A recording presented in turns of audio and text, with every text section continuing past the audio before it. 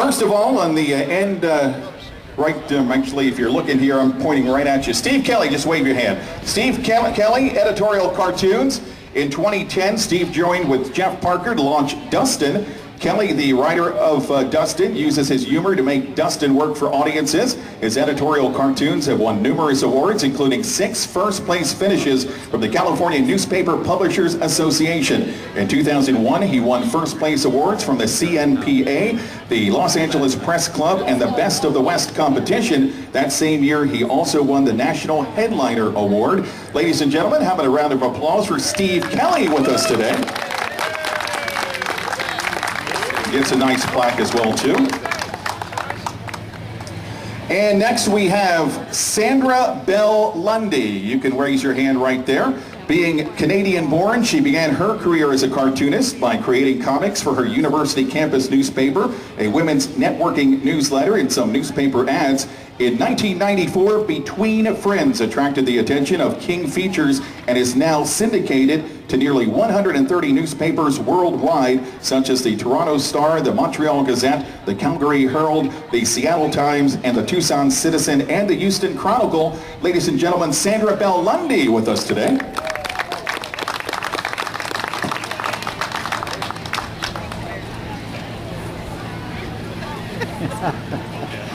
And next we have Stephen Silver with us. Stephen, if you will raise your hand so everybody can see you. Stephen Silver was born in London, England in August of 1972, aspiring to be a professional artist his whole life and knowing drawing would be his vocation. He got his professional start in 1992, drawing caricatures at SeaWorld in San Diego. He has designed for Disney television animation, Sony feature animation, and Nickelodeon animation, designing characters for shows such as Kim Possible, Danny Phantom, Kevin Smith's Clerks, the animated series, and many, many more. Again, Stephen Silver from California with us today.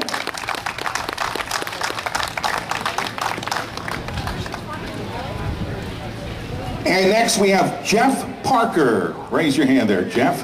Growing up with rockets on Florida's Space Coast, Jeff first began drawing editorial cartoons for Florida Environment News Magazine in 1989, followed by Orlando Business Journal in 1990, before joining his hometown newspaper, Florida Today, in 1992.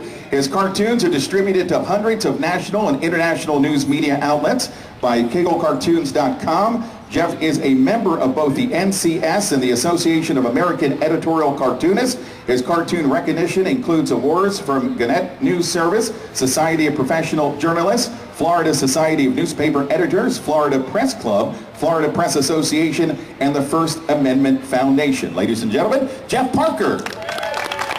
The mole rat came from the writers whose son actually had a naked mole rat as a pet, and they thought this would be a great sidekick of his characters. So after my stint on Disney, this industry too, they don't put you into the animation studio to get a nice comfortable chair. You work there for the next 20, 30 years. You work there for as long as the show's on the air. The show may be on the air for 6 months. It could be on the air for 5 years, and it could be on The Simpsons for 25 years. So you never know how long you're actually going to be at a place for. So for me, it was always important to keep working on my craft, keep learning. But they laid me off. After I'd been at Disney ready for about 4 or 5 years, and they're like, thanks for your service, see you later. And that was it. So while I was just sitting around, kind of at home working on my portfolio, I received a call from Nickelodeon, who was creating a show called Danny Phantom. This is, if you guys have ever seen the show called Very Odd Parents, this was by the same creator, and he was doing a new show. So I got the opportunity to design this show, so that was really great. Spent about 5 years at Nickelodeon. During that time, I was called by Sony Picture Animation to do development on a movie called Cloud of the Johnson Meatballs, where I stayed there for a year and was just doing lots of development, so that was a lot of great stuff. And these are CG models based on designs that I had done in the development stage. So it was great just to work with the modelers. You take my characters and then you start to turn it into 3D. And then Sony, when I was finished there, I was hired back at Disney Television Animation, where I worked on this show called Replacements. And then from there, once that was over, I I went back to Nickelodeon, where I was designing on a show called The Penguins of Madagascar, did some work on the Cleveland show, and then this was this other primetime episode I did. So you can see the range in styles. Yeah, I have to be versatile. That's what gave me the employment over time. And during that time, I decided, I don't like all this having to go from one studio to the next. There's a lot of unemployment in the industry. But I didn't want to be that guy who was just found myself unemployed. So I started during that time publishing my own books on all the knowledge that I've gained. So this became this side business that I was doing. And I've always had that entrepreneurial mind. I've always just wanted to create my own things. I was never really one just to just sit there and want to be where someone told me to be. And I made that decision after about, this was about 5 years ago. The last show I was on was Penguins of Madagascar at Nickelodeon. I decided, you know what, I just want to work from home now and watch my kids grow up. I don't want to be in the studios anymore. I know that I can do this. I don't have to rely on the studios.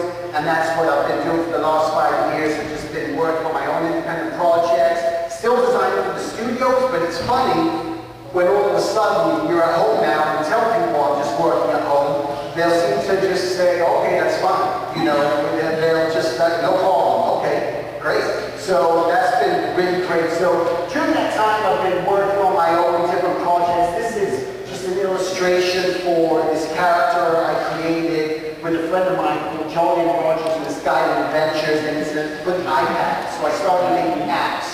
And this is like an ebook for kids, just storytelling, and you can flip through the different pages and click on different things, and it makes noises, and it's a little bit of an animation. Then I started to realize, as an artist, I always use reference a lot. Not all the time, but I used it very heavily in order just to improve my skills. So I thought, there's no really good pose books out there. I look at pose books, so I want to draw from something I found in Stiff, and I've been drawing these terrific models at Disney Feature, because I go to Disney Feature at lunchtime every day and draw these great models. And so I decided, hey, you know what, I'm going to contact them and see if they would pose for me. So my concept was to create this whole new book where I would create all these different poses of these guys in their clothes in action, where you can take the model, you can learn how to draw hands, you can draw facial features, and this is just some of the steps that I go through. So what I would do, my first step is to maybe define the shape and the rhythm of my design. The next thing I'll do is I'll lay a piece of paper on top of that and then start to add all the details within my design.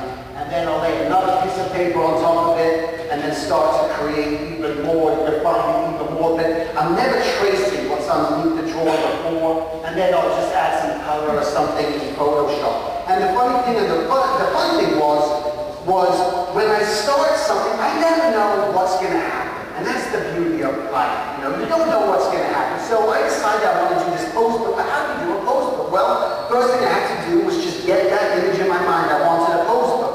The next thing I had to do was try to find a studio where I was going to shoot the photographs. Because I decided, well, I guess maybe I'm not a photographer, but I'll shoot the photographs. I got a camera. And so I went to the studio and I had the model, and then they had all these lights set up. And they didn't have lights set up. It was up to me. I'm like, what do I do with these lights? How do you even take photographs? And so I went on YouTube and typed in 3-point lighting, how to do 3-point lighting, and I learned it in about 10 minutes on YouTube, and so I was good to go. So I was able to take all my own photographs and do everything, and then I started to put everything together, and that's kind of like how I like to roll, just kind of see what happens.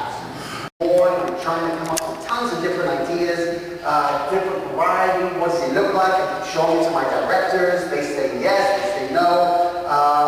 And then it wasn't until I did the drawing in the top left over there where they said, yeah, I think you're hitting something. This is the sort of direction we want to go, and this is where it already just started. And here's some early development too of the main characters. In the top left you can see Kim Possible. She was a little shorter hair. She wasn't as fit looking as she became, but I would get notes from the director saying she needs to be more fit. She's an athlete, she needs to do this, she needs to do that. So this was the part of the process. And when I'm drawing, I often like to draw the characters doing something by having them do something that kind of gives me an idea of just the way they may look like in side view, back view. So that's really important. And here's some of the other characters showed earlier. As a designer, you have to draw anything from drawing cockroaches to kangaroos. It doesn't matter. This is your responsibility because you never know what's going to be presented in the show. Every show that I did, I would have anywhere from about 50 to 150 characters that I had to design in about 3 weeks. Sometimes I had to clean them up, sometimes I didn't. So speed was a factor. And luckily, because I did caricatures for so long, that really built up my speed, so I was able to get these pretty quickly. And then here's just some different variations of the different characters. Just showing you, so you have to draw the cheerleaders, have to draw pilots, have to draw, there are a lot of cool villains in the show. I have to draw lobsters, I have to draw scientists, and how many different ways can you draw scientists? You have to learn how to draw hands, learn how to draw feet, just getting the expression. So up to this stage, there would be where I'd have to do a turnaround. I got to show the front view, side and back view of the character. Okay. So a lot of the time, my drawing is done by hand. I like the traditional aspect, and I scan in a lot of my work and then color it in the computer. It's just quicker because all of a sudden, if I'm just drawing that beige paint, the director says, no, it needs to be pink. I don't have to go back and redraw the whole thing. I can just change the color in the computer very easily. So here's some more designs. Here's some designs from Danny Phantom. This was some early development, and this was about a ghost kid. This was very early development of Danny Phantom. Again, not knowing what these characters are supposed to look like. That's my job, to try to come up with that look. And even from here, the ones on the top, some of you may see the subtlety, but the ones on the bottom kind of became a little bit more like the chauffeur, the all-caps, where the director wanted the eyes more round and just wanted a lot more simplified things. I get descriptions like there's a ghost lunch lady. That's all I get. Ghost lunch lady, and then you read the script, and then I have to try to come up with, well, what does that ghost lunch lady look like? So I'll come up with a bunch of different variations, and then I would show them to my director, and then he would pick the one that he wanted. This was for a licensing deal, where I made a bunch of these, and they put them on Russian nesting dolls, just the different stages of Michael Jackson. That was just a lot of fun. This was for The Goonies. It was a movie where Warner Brothers was going to do an animated series based on that, but they decided not to because all the kids who are now all grown up, because Warner Brothers didn't want to pay them the money and all this, and they said, well, then you can't use my likeness and all this other stuff, so they ended up killing the whole project. That was just a promotional poster we did. So after I was doing the movies, then I just started to draw my own versions of movies and things that I liked. Like, what would the characters look like if I drew Back to the Future? How would it look if I drew like the 1966 Batman, television Batman characters? Indiana Jones, The Last Crusade, what would those characters look like if I were to do them in an animated style? This was the Beatles. I love the Beatles. What if I were to design my own bobbleheads and do the Beatles and bobbleheads? How would they look? Here's just the Star Wars crew there. How would I do those guys? And again, I would ink it, scan it in, and then color it in the computer. This was Napoleon Dynamite, a movie. This was how would I draw Christopher Reeve, Superman, if I were to draw him. So here you can see the black and white, where I just have the black and white, and then you can see how the colors. So it's almost just a drop bucket, what they call drop bucket fill, where you just take your bucket in your Photoshop on the computer and just basically drop color into it. This was for a licensing deal where people have gone and all into licensing. And licensing is a great thing because I can just do something once, and then you get to just get residuals on everything they make. People ask me, oh, Kim Possible, do I do anything of that? No. Whenever you work in the studios, they own everything. Okay, so here is the famous cottonwood known as the dreaming tree, which unfortunately was killed by weather. It does have a seedling that has grown quite a bit that they planted with some water and soil from Disneyland right over here. But this is the world famous dreaming tree, or what's left of it.